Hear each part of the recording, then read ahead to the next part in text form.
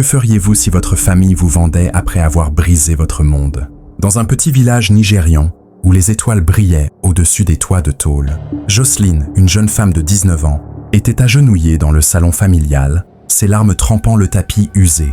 Quelques semaines plus tôt, une fête familiale avait tourné au cauchemar. Ses parents, riant autour d'un festin de poulet épicé et d'igname, s'étaient effondrés, empoisonnés par son oncle et sa tante. Leur mobile, s'emparer de la maison en briques, des terres fertiles et des économies modestes du père de Jocelyne. Orpheline, elle pleurait seule, entourée des ombres de ses souvenirs. Le tambour de son père, silencieux dans un coin, les tissus colorés de sa mère, suspendus comme des fantômes. Soudain, la porte s'ouvrit avec un fracas qui fit trembler les murs. L'oncle et la tante entrèrent, leurs silhouettes imposantes projetant des ombres menaçantes. « Fais tes bagages, Jocelyne » y ordonna l'oncle, sa voix froide comme une lame. « Cette maison est à nous maintenant. Dégage. » Jocelyne, les larmes aux yeux, balbutia. « C'est la maison de mon père. Où irais-je » Une gifle brutale s'abattit sur sa joue, la faisant chanceler. « Tais-toi, idiote » cracha l'oncle, ses yeux brillants de colère. « Dans 2 semaines, un homme riche viendra te chercher. Il a payé ta dot. Tu l'épouseras. » La tante, un rictus méprisant aux lèvres, ajouta. « Un homme riche et tu oses te plaindre ? Ingrate !» Ils quittèrent la pièce, leurs pas lourds résonnant comme un glas. Effondrée, Jocelyne sentit une question brûler son esprit. Pourquoi cette haine? Était-ce juste l'avidité? Ou un secret plus sombre se cachait-il derrière leurs crimes? Les jours suivants furent un tourbillon de peur et de confusion. Les villageois, autrefois chaleureux, chuchotaient dans son dos. « La fille d'un homme maudit », disaient certains, influencés par l'oncle. Désespérée, Jocelyne fouilla la maison en secret, cherchant des réponses. Sous le lit de ses parents, elle trouva un journal jauni, les pages griffonnées par son père. Une phrase la frappa. « Mon frère parle d'un poison du passé. Adebayo, c'est tout. » Adebayo? Qui était-ce? Un allié ou une menace? Avant qu'elle ne puisse lire davantage, l'oncle surgit, arrachant le journal. « Oublie ça, ou tu finiras comme eux. » grogna-t-il, une lueur cruelle dans les yeux. Cette nuit-là, Jocelyne tenta de s'enfuir, courant à travers les ombres du village, mais des hommes payés par l'oncle la rattrapèrent. « Tu ne nous échapperas pas !» siffla la tante, serrant son bras jusqu'à laisser des marques. 2 semaines plus tard, une voiture noire rutilante s'arrêta devant le village, attirant les regards curieux. Isaac, un homme riche de la ville, descendit, vêtu d'un costume taillé sur mesure. Son assurance froide semblait déplacée sous le soleil brûlant. L'oncle et la tante, un sourire avide aux lèvres, empochèrent une liasse de billets. Jocelyne, le cœur lourd, monta dans la voiture, une page arrachée du journal cachée dans son sac. Le moteur rugit et le village disparut dans un nuage de poussière, l'emmenant vers un destin inconnu. La ville était un chaos de bruit et de lumière. Les immeubles de verre scintillaient, les klaxons résonnaient et les foules se pressaient dans des rues animées. La maison d'Isaac était un palais moderne. Murs de verre, meubles en cuir blanc, un écran plasma projetant des images éclatantes. Mais ce luxe ne masquait pas l'angoisse de Jocelyne. Assise sur un canapé trop grand, elle tenta de briser la glace. « Parlez-moi de vous, monsieur », dit-elle timidement. Isaac, absorbé par son téléphone, répondit d'un ton sec. « Je m'appelle Isaac. Je suis riche. » « Ça suffit, » elle insista. « Qu'aimez-vous? Qu'est-ce que vous détestez ?» Il la coupa, agacé. « L'argent, j'aime. En manquer, je déteste. Arrête !» Déconcertée, Jocelyne comprit qu'il ne voyait en elle qu'un outil. « Bonne nuit !» murmura-t-elle, s'installant au rez-de-chaussée. En ouvrant son sac, elle relut la page du journal. Adebayo, il sait tout. Était-ce un indice ou un piège? Le lendemain, Isaac était parti à l'aube. Seule, Jocelyne nettoya la maison, rangea les meubles et prépara un repas d'igname pilé, espérant un lien. À son retour, elle l'accueillit. « J'ai cuisiné pour nous. » Mais Isaac, impassible, répondit « J'ai mangé en ville. » Blessée, elle insista. « J'ai pris le temps. » Il haussa le ton. « Ne m'énerve pas. Je t'ai épousée pour des photos, pour calmer mes parents. Rien d'autre. » Puis il lâcha. « Je t'ai acheté à ton oncle et ta tante. Tu m'appartiens. » Ces mots la transpercèrent. « Épouser ou acheter ?» demanda-t-elle tremblante. « Les deux, » répondit-il, son regard indéchiffrable. Était-ce de l'arrogance ou cachait-il un secret? Refusant d'être un objet, Jocelyne décida de reprendre le contrôle. Avec son certificat d'études secondaires, elle arpenta les rues de la ville, des marchés bruyants aux immeubles modernes. Après des refus, elle décrocha un emploi de vendeuse dans une boutique d'électronique au néon clignotant. Chaque jour, elle rentrait avant Isaac, masquant son absence. Mais un soir, Il remarqua l'argent qu'il lui avait donné, intact sur la table. « Pourquoi tu ne l'as pas pris ?» demanda-t-il, irrité. « Je ne veux pas de ton argent, » répondit-elle. « Si je ne suis pas ta femme, je n'ai pas à me faire belle. » Isaac insista. « C'est pour les photos. Mes parents critiquent tes vêtements. » À contre-cœur, elle accepta, jurant de le rembourser. Un soir, vêtue d'une robe moulante achetée avec son salaire, elle ouvrit la porte à Isaac. Il resta figé, troublé. « Tu es différente ?» balbutia-t-il. « Merci, entre », répondit-elle amusée. Affamé, il demanda à manger. « Tu n'as jamais voulu ma cuisine », rétorqua-t-elle. Mais face à son ton adouci, elle prépara un plat. Pendant qu'il mangeait, Isaac la regardait, fasciné. « Dors dans ma chambre ce soir », murmura-t-il, posant une main sur son épaule. Méfiante, Jocelyne refusa. « Je préfère le rez-de-chaussée ». Mais Isaac, insistant, porta ses affaires à l'étage. Un mari et une femme dorment ensemble. Perplexe, elle céda, dormant à distance, se demandant si c'était un jeu. Les semaines suivantes, Isaac devint plus attentif, partageant des repas, mais Jocelyne continuait son travail en secret. Un jour, elle trouva une enveloppe glissée sous la porte, sans expéditeur. À l'intérieur, une note. « Adebayo est proche. Méfie-toi d'Isaac. » Son sang se glaça. Qui savait pour Adebayo? Était-ce l'oncle? Cette nuit-là, un craquement résonna au rez-de-chaussée. Couteau en main, Jocelyne descendit. Dans l'obscurité, une silhouette disparut, laissant une photo. Elle, dans la boutique, prise à son insu. Quelqu'un l'espionnait. Était-ce Isaac, l'oncle ou Adebayo? Le danger était là.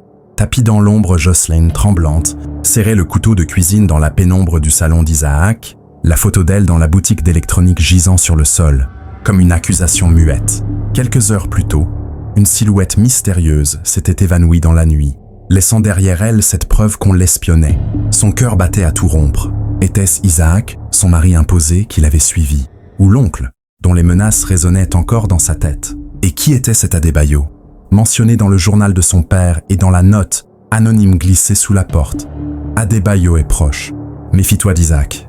La maison d'Isaac, avec ses murs de verre et ses meubles froids, semblait soudain une prison dorée, où chaque ombre cachait un danger. Incapable de dormir, Jocelyne monta à l'étage, la note et la photo cachées dans sa poche. Isaac dormait, ou feignait de dormir, son souffle régulier contrastant avec l'angoisse qui la rongeait. Elle s'assit sur le bord du lit, relisant la page arrachée du journal de son père. Mon frère parle d'un poison du passé. Adebayo, c'est tout. Ce nom, Adebayo, était la clé, mais aussi un piège potentiel. Était-il un allié ou une nouvelle menace? Le lendemain, alors qu'Isaac partait pour son entreprise technologique, Jocelyne décida d'agir. Elle ne pouvait plus attendre, paralysée par la peur. Elle retourna à la boutique d'électronique, déterminée à trouver des indices. En fouillant les environs, elle remarqua un homme en veste sombre, observant de loin. Quand elle s'approcha, il disparut dans la foule. Était-ce l'auteur de la photo? Son sang se glaça. De retour à la maison, Jocelyne trouva une autre enveloppe sous la porte. À l'intérieur, un message encore plus inquiétant. Adebayo est à la ville. Trouve-le avant eux. Eux? L'oncle et la tante? Où Isaac était-il impliqué? Prise de panique, elle fouilla le bureau d'Isaac, espérant des réponses. Sous une pile de documents, elle trouva une lettre cachetée, portant le même symbole étrange que dans le journal de son père. Un cercle brisé entouré de flammes. Ses mains tremblaient alors qu'elle l'ouvrait. À l'intérieur, une correspondance entre Isaac et un homme nommé Adebayo, daté d'avant leur mariage. « L'oncle est prêt à vendre la fille. Assure-toi qu'elle reste sous contrôle. » Le choc la fit vaciller. Isaac connaissait l'oncle avant leur rencontre. Était-il complice du complot ou jouait-il un jeu plus complexe? Avant qu'elle ne puisse cacher la lettre, Isaac entra, son visage dur. « Que fais-tu » demanda-t-il, arrachant la lettre de ses mains. « Tu m'espionnes » Jocelyne, le cœur battant, lança. « C'est toi qui m'espionnes. » « Cette photo, c'était toi? Et Adebayo, qui est-ce » Isaac, les mâchoires serrées, répondit. « Tu ne comprends rien. Reste en dehors de ça. » Mais son regard vacillait, partagé entre colère et une lueur indéchiffrable. Était-ce de la culpabilité? Jocelyne, refusant de céder, cria « Je ne suis pas ton objet. Si tu es avec l'oncle, dis-le. » Isaac s'approcha, sa voix basse. « Tu veux la vérité? Alors arrête de fouiller, ou tu le regretteras. » Il quitta la pièce, la laissant seule avec ses doutes. Le lendemain, Jocelyne reçut un appel anonyme. Une voix rauque murmura « Si tu veux la vérité, va au marché central ce soir. » Adebayo t'attend. Terrifiée mais déterminée, elle s'y rendit, scrutant la foule bruyante des vendeurs et des acheteurs. Un homme âgé, aux cheveux grisonnants et au regard perçant, l'aborda. « Je suis Adebayo, » dit-il, sa voix grave. Ton père était mon ami. L'oncle t'a vendu. Mais il cache un secret plus grand. Il lui tendit un document scellé, marqué du même symbole étrange. C'est la preuve de leur crime. Garde-la, mais méfie-toi d'Isaac. Il n'est pas ce qu'il semble. Avant qu'elle ne puisse poser des questions, Adebayo disparut dans la foule. En ouvrant le document, Jocelyne découvrit des analyses médicales prouvant que le poison utilisé contre ses parents venait d'une source rare, liée à une vieille querelle familiale sur un héritage volé par l'oncle des décennies plus tôt. Cette nuit-là, la tension monta d'un cran. En rentrant, Jocelyne trouva la maison sans dessus-dessous. Les tiroirs étaient ouverts, ses affaires éparpillées. Une note griffonnée sur la table disait « Rends le document ou tu rejoins tes parents ». L'oncle savait. Paniquée, elle cacha le document dans un compartiment secret de son sac. Isaac rentra à ce moment, son visage inhabituellement pâle. « Ah, que s'est-il passé ?» demanda-t-il, mais son ton semblait forcé. Jocelyne, méfiante, mentit. Rien, juste un désordre, mais son regard fuyait le sien. Était-il impliqué? Cette nuit-là, elle dormit avec le couteau sous son oreiller, entendant à nouveau des craquements dans la maison.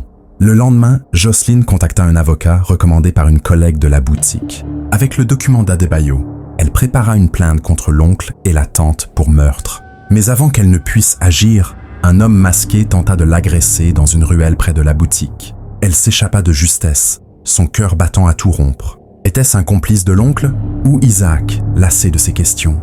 Confrontant Isaac ce soir-là, elle cria « Es-tu avec eux? Dis-moi la vérité !» Pour la première fois, Isaac sembla vulnérable. « Je ne suis pas avec eux », murmura-t-il. « J'ai payé ta dot pour te sortir de là, mais je ne peux pas tout t'expliquer. » Pas encore. Déchirée entre méfiance et un étrange espoir, Jocelyne accepta son offre de travailler dans son entreprise, espérant le surveiller de près. L'entreprise d'Isaac, un empire technologique aux murs de verre, était impressionnante. Il lui confia un rôle administratif, la présentant au personnel. Mais les tensions persistaient. Jocelyne remarqua des appels mystérieux qu'Isaac recevait, s'éloignant pour parler à voix basse. Un jour, elle trouva une photo d'elle et d'Isaac, prise à leur insu, glissée dans son bureau. La peur monta. Était-elle en danger même ici? Pourtant, Isaac changeait. Il l'emmenait faire du shopping, insistait pour qu'elle se fasse coiffer et l'invita à un dîner romantique. Dans un restaurant chic, sous des lumières tamisées, il s'agenouilla, une bague à la main. « Jocelyne, veux-tu être ma femme pour de vrai ?» Le silence envahit la salle. Déchirée, elle répondit « Lève-toi, Isaac. » Puis, sous les applaudissements, elle l'embrassa. Mais son cœur restait lourd. Était-ce de l'amour ou un piège? Quelques semaines plus tard, le procès contre l'oncle et la tante s'ouvrit dans le village. Jocelyne, soutenue par Adebayo et l'avocat, présenta les analyses médicales. Les villageois, réunis dans une cour bondée, retinrent leur souffle. L'oncle tenta de nier. Mais Adebayo révéla un secret. L'oncle avait volé un héritage familial des décennies plus tôt, empoisonnant son propre père pour s'en emparer. Le poison du passé était littéral. Accablés, l'oncle et la tante furent arrêtés, et Jocelyne récupéra la maison et les terres. Les villageois, autrefois silencieux, l'acclamèrent comme un symbole d'espoir. Jocelyne confronta Isaac sur la lettre. Il avoua « J'ai négocié avec l'oncle pour te protéger, pas pour t'acheter.